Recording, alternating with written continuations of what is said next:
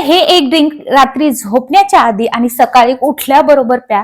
तुम्हाला तुमच्या शरीरात एवढं जबरदस्त फॅट लॉस होणार आहे, एवढे जबरदस्त इंचेस लॉस होणार आहे की तुम्ही सुद्धा अगदी न डाएट आणि एक्सरसाइज करता चकित होणार आहात की माझे वेट लॉस एवढं जबरदस्त होतच कसं आहे.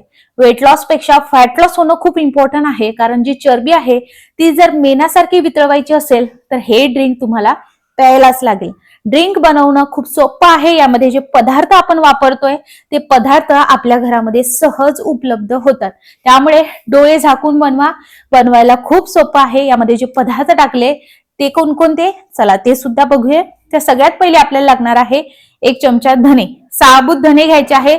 धन्यामुळे मेटाबॉलिझम वाढतं, डायजेशन प्रॉपर होतं आणि सगळ्यात महत्वाचं आपल्या शरीरातील चरबी लोण्यासारखी मेणासारखी वितळण्यास मदत होते. त्यानंतर घ्यायचं आहे 1 चमचा जिरं. जिऱ्यामुळे भूक सुद्धा लागत नाही, आपली जी चरबी आहे ती कमी होण्यास मदत होते, मेल्ट होण्यास मदत होते आणि सगळ्यात महत्वाचं कॅलरीज बर्न होतात. सोफीमुळे डायजेशन मेटाबॉलिझम प्रॉपर होतं. सोफ ही ओव्हरऑल थंड असते, त्यामुळे यामध्ये जे पदार्थ टाकले ते जर उष्ण असतील तर हे बॅलन्स आउट करण्यासाठी सोफ एकदम जबरदस्त आहे. अर्धा चमचा आपल्याला ओवा घ्यायचा आहे. ओव्यामुळे जळजळ कमी होते, भूक कमी लागते आणि डायजेशन मेटाबॉलिझम प्रॉपर होतं. 1 चमचा जवस घ्यायचे. जवसामध्ये ओमेगा 3 फॅटी ऍसिड्स असतात, जे आपल्या शरीरातील हार्मोनल इम्बॅलन्सचा त्रास आहे ते पूर्ववत होण्यास मदत करतं. ज्यांना कोणाला उष्णतेचा फार त्रास आहे त्यांनी इकडे 1 चमचा मेथी घ्यायची नाही. ज्यांना उष्णतेचा त्रास नाही त्याने इकडे घेऊ शकता. मलाही उष्णतेचा त्रास आहे, त्यामुळे मी मेथी इकडे वापरत नाही आहे. तुम्ही यामध्येच 1 चमचा मेथी दाणे नक्की वापरू शकता. ज्यांना कोणाला कडवटपणा आवडत नाही त्यांनी सुद्धा मेथी स्किप केली तर चालेल, पण मेथी दाणे आवर्जून टाकले तर जबरदस्त रिझल्ट बघायला भेटेल. 1 मोठा तुकडा दालचिनीचा घेतला आहे. यामुळे रक्तातील साखर नियंत्रित राहण्यास मदत होते आणि ओव्हरऑल हे जे सगळे पदार्थ आपण घेतलेत मंद आचेवरती चांगले असे आपल्याला भाजून घ्यायचे. तत्पूर्वी हा व्हिडिओ तुम्ही कोणत्या गावातून किंवा शहरातून बघत आहात हे मला कमेंट करून नक्की सांगा, म्हणजे मला तुमचे आभार मानता येतील आणि हा व्हिडिओ कुठपर्यंत पोहोचला मला ते सुद्धा कळेल. तुम्हाला हे आता मंद आचेवरती छान असं भाजून घ्यायचंय.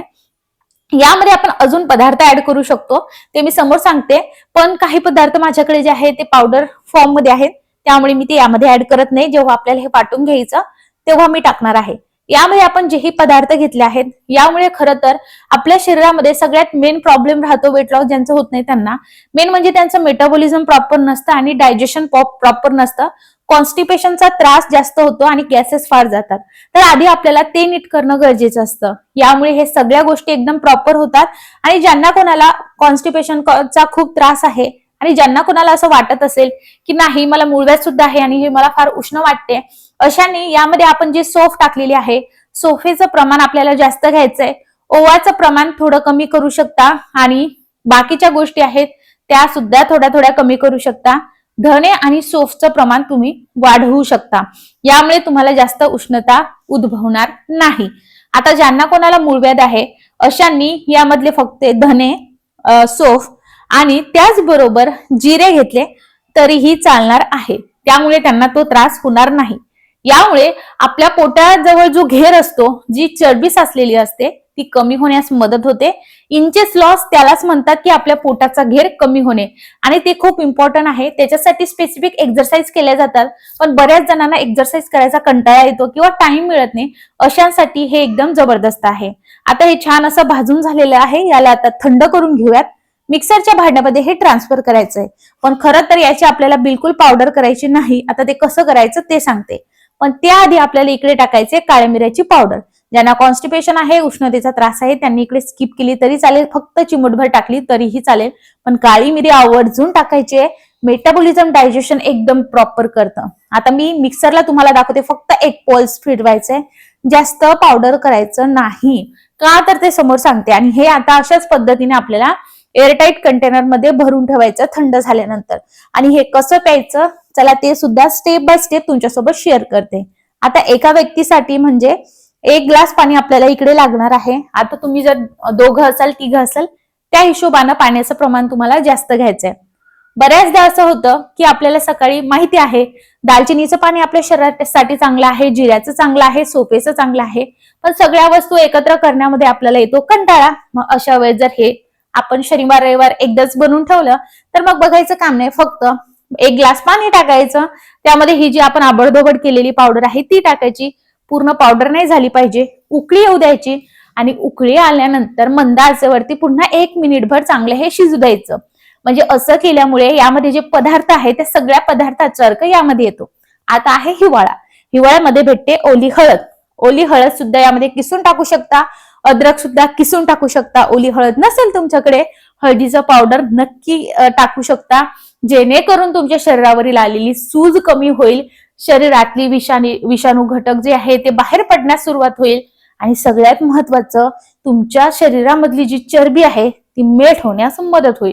आता याला मी चांगली अशी उकळी येऊ देते, मंद आच केलेली आहे आणि यामध्ये जे आहे तुम्ही अजून काही गोष्टी ऍड करू शकता. जसं की कोणाला असं असतं की कधीच अशी ड्रिंक पिलेले नसतात, त्यामुळे त्यांना स्टार्टिंगला जात नाही. मग अशांनी काय करायचं, गोडसरपणा येण्यासाठी आपण तर यामध्ये गुळही टाकू शकत नाही, साखरही टाकू शकत नाही. अशांनी मध टाकू शकतात. मध केव्हा टाकायचं समोर सांगते. आता ज्यांना कोणाला उष्णतेचा फारच त्रास आहे त्यांनी हे ड्रिंक थंड कसं करायचं जेणेकरून तुमच्या शरीरात थंडावा पडेल तेही समोर सांगते.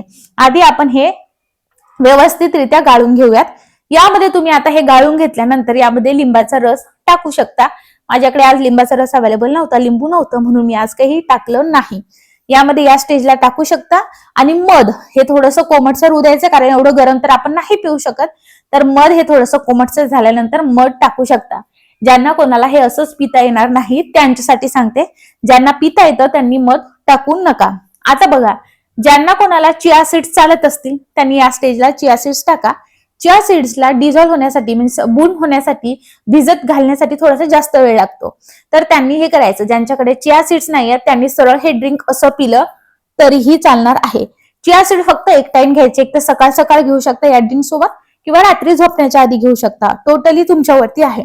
आता ज्यांना कोणाला उष्णतेचा फार त्रास आहे अशांनी आता यामध्ये ऍडिशनल काय टाकायचं जेणेकरून कॉन्स्टिपेशन वगैरे काही होणार नाही. तर त्यांनी काय करायचंय, तर इकडे अर्धा चमचा सब्जा सीड्स असतात.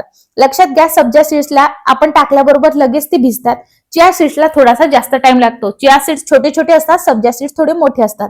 यामुळे आपल्या शरीरात थंडावा निर्माण होतं. आपण उन्हाळ्यात जास्त करून हे पीत असतो. आता हे केल्यानंतर अजून एका गोष्टीची काळजी घ्यायची आहे तुम्हाला, की हे पीत असताना ज्यांना कोणाला किडनी स्टोन आहे किंवा गॉल ब्लॅडरचा स्टोन आहे अशांनी चिया सीड सुद्धा वापरायचं नाही आणि सब्जा सीड सुद्धा वापरायचं नाही. कारण या बिया आहेत, आपल्याला टमाटर, पत्तागोबी काही खाल्लेलं सांगत नाही, खायचं नसतं सांगितलेलं. त्यामुळे आपण अशा बिया असलेलं कोणतेच पदार्थ आपल्या डाएटमध्ये घ्यायचे नाही, जेणेकरून आपला किडनी स्टोन अजून जास्त वाढेल. त्यामुळे ज्यांना kidney stone, gall bladder stone आहे किंवा ज्यांना कोणाला हिस्ट्री सुद्धा आहे अशांनी हे चिया सीड्स म्हणा किंवा सब्जा सीड्स बिलकुल खायचे नाहीत.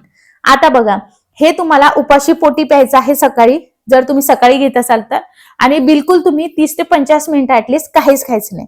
आणि रात्री झोपण्याच्या आधी हे पिल्यामुळे रात्रभर तुमच्या शरीरामध्ये कॅलरीज बर्न होतात, पोटाची चरबी मेणासारखी वितळते आणि सगळ्यात महत्वाचं मेटाबॉलिझम, डायजेशन एकदम प्रॉपर होतं.